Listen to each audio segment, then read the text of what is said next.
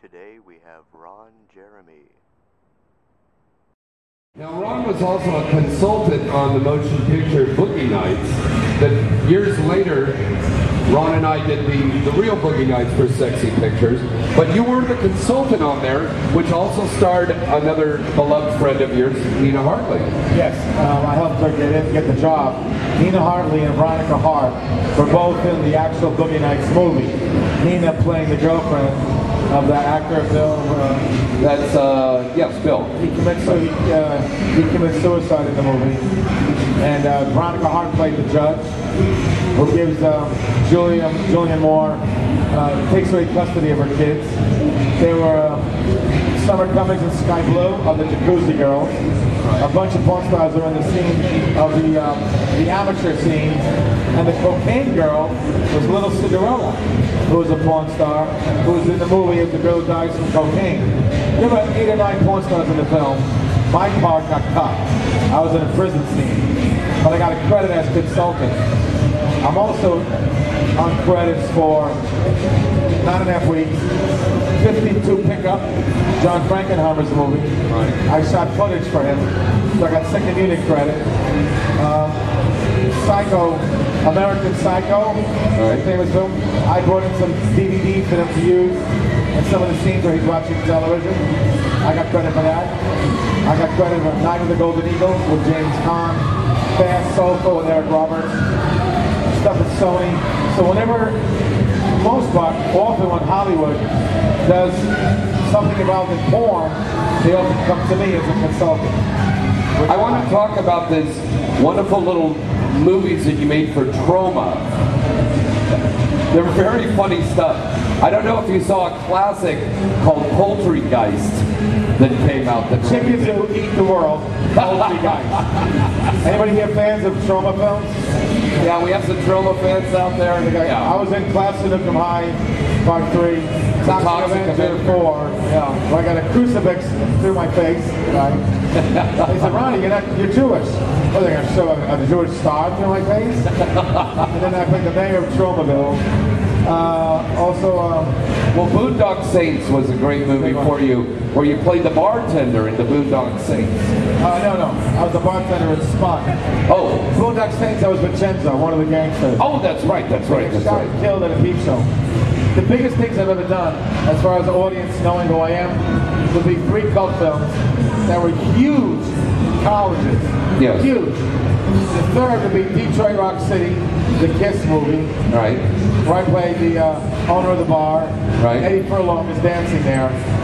Huge hit colleges. It's on MTV's Movies That Rock. It's got a big audience. Right. Second biggest would be Orgasmo. Right. From the guys who did South Park. You guys like that film? Right. The biggest thing I've ever done is Boondock Saints. It became a real legendary cult film. The sequel came out a while ago. Willem Dafoe's in it. I played Vincenzo, a gangster. And the film went on to become, according to Variety magazine, the #1 straight-to-video feature in Blockbuster's entire history. Wow, seriously? Wow. Yeah, it was the only time a film got picked up by a studio 5 years later. Wow. You know, 20th Century Fox picked it up 5 years later, repackaged it with a cross on it. Yeah. And they played it in theaters for a couple of days. Robert Ebert, 2 thumbs up. And Yeah. they re-released it as another DVD. That's amazing. They helped produce the sequel with Peter Fonda. Now, Ron, I wanted to ask you about I died this. in the first one. I couldn't be in the second one. I tried. I told the director, come on, it's a dream scene. Ron, you died. Is it true that you have a relative that once worked for Bugsy Siegel, the famous gangster? You read that? Yeah, it's in my book. Yeah. Is that true? Yeah. Because you can't always believe everything. One of my great uncles, this is in my autobiography, one of my great uncles, his name was Ben Greengrass, changed it to Ben Caruso, Ben Goodman. He worked with Bugsy, he worked with Costello. He was a rum runner when alcohol was against the law. He kept the family alive by by packaging and producing and distributing booze, right. Rum. And then he got involved with Bugsy Siegel and some bullions, gold bullions. And then he was involved a little bit in Las Vegas. had a couple of restaurants in New York and California. And he was my only gangster relative. Wow. Died a long time ago, my great uncle. Now let's talk about those early days. Is it true that back in the early days, when the talent got many Jews and Italians have great uncles and great grandparents who got involved in that? In the mob back then? Way back. Way back. Yeah. Now, is it true that back in the old days when you guys would finish making a movie, it wasn't like now that you go through a payroll service and they take the taxes out? Some guy would just come and open up a briefcase, and then you get your stack of money, and then you walk up. You still had to declare it, you know. I mean, yes, you were paid a lot more in cash. Yeah. You got checks too, and you had to declare it. They didn't have the 3357 law. Oh, we yeah. had double IDs. Even back when I got started, 1978, we checked IDs. We did Xerox it. Oh, is that right? Which is funny, as a Xeroxing a driver's license and a passport was actually against the law, a federal law. You know, Really? and it was a law years ago. We broke that law because we wanted to be extra careful. So then we Xeroxed 2 IDs. Right. Even before 2257, we used to Xerox double IDs. But when I first got started, like the 70s to like the late 80s, we would just look at their ID. You know?